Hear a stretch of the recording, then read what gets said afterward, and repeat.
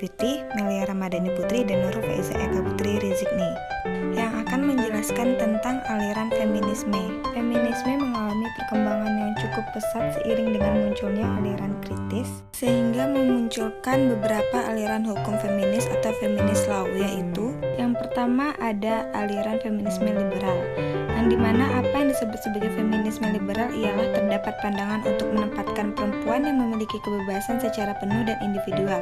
Aliran ini menyatakan bahwa kebebasan dan kesamaan berakar pada rasionalitas dan pemisahan antara dunia privat dan publik. Sehingga feminis liberal memiliki pandangan mengenai negara sebagai penguasa yang tidak memihak antara kepentingan kelompok yang berbeda yang berasal dari teori pluralisme negara.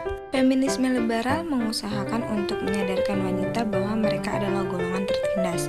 Pekerjaan yang dilakukan wanita di sektor domestik dikepanyakan sebagai hal yang tidak produktif dan menempatkan wanita pada posisi subordinat. Dalam konteks Indonesia, reformasi hukum yang berperspektif keadilan melalui desakan 30% kuota bagi perempuan dalam parlemen adalah kontribusi dari pengalaman feminis liberal. Yang kedua ada feminisme radikal, yaitu tren ini muncul sejak pertengahan tahun 1970-an di mana aliran ini menawarkan ideologi perjuangan separatisme perempuan. Pada sejarahnya, aliran ini muncul sebagai reaksi atas kultur seksisme atau dominasi sosial berdasar jenis kelamin di barat pada tahun 1960-an, utamanya melawan kekerasan seksual dan industri pornografi. Feminisme radikal pun memiliki pandangan mengenai negara sebagai penguasa yang tidak memihak antara kepentingan kelompok yang berbeda yang berasal dari teori pluralisme negara. Pun dalam perkembangan berikutnya, pandangan dari kaum feminisme liberal mengenai kesetaraan setidaknya memiliki 100 pengaruhnya tersendiri terhadap perkembangan yang dimana pengaruh dan kesetaraan perempuan untuk melakukan kegiatan politik seperti membuat kebijakan di sebuah negara. Feminisme postmodern yaitu ide posmo atau menurut anggapan mereka ialah ide yang anti-absolut dan anti-otoritas, yang dimana gagalnya modernitas dan pemilihan secara berbeda-beda tiap fenomena sosial karena penentangannya pada penguniversalan pengetahuan ilmiah dan sejarah. Mereka berpendapat bahwa gender tidak bermakna identitas atau struktur sosial. Selanjutnya ada feminisme anarkis, yaitu feminisme anarkis lebih bersifat sebagai suatu paham politik yang mencita-citakan masyarakat sosialis dan menganggap negara dan sistem patriarki dominasi lelaki adalah sumber permasalahan yang sesegera mungkin harus dihancurkan. Selanjutnya ada feminisme Marxis, yang dimana aliran ini memandang masalah perempuan dalam kerangka kritik kapitalisme. Asumsinya sumber penindasan perempuan berasal dari eksploitasi kelas dan cara produksi. Teori Friedrich Engels dikembangkan menjadi landasan aliran ini. Status perempuan jatuh karena adanya konsep kekayaan pribadi atau private property.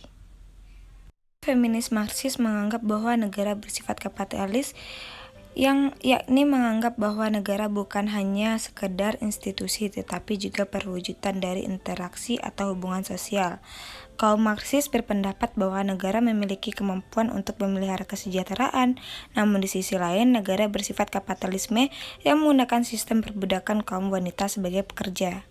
Yang keenam ada feminisme sosialis, sebuah paham yang berpendapat tak ada sosialisme tanpa pembebasan perempuan, tak ada pembebasan perempuan tanpa sosialisme, yang artinya feminisme sosialis berujung untuk menghapuskan sistem pemilikan, lembaga perkawinan yang melegalisir pemilikan pria atas harta dan pemilikan suami atas istri, dihapuskan seperti ide Marx yang menginginkan suatu masyarakat tanpa kelas, tanpa perbedaan gender. Feminisme sosialis menggunakan analisis kelas dan gender untuk memahami penindasan perempuan.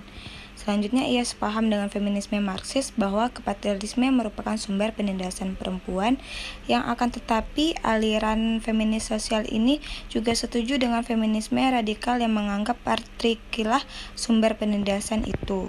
7 ada feminisme postkolonial. Dasar pandangan ini berakar di penolakan universalitas pengalaman perempuan yang hidup di negara dunia ketiga atau koloni atau bekas koloni.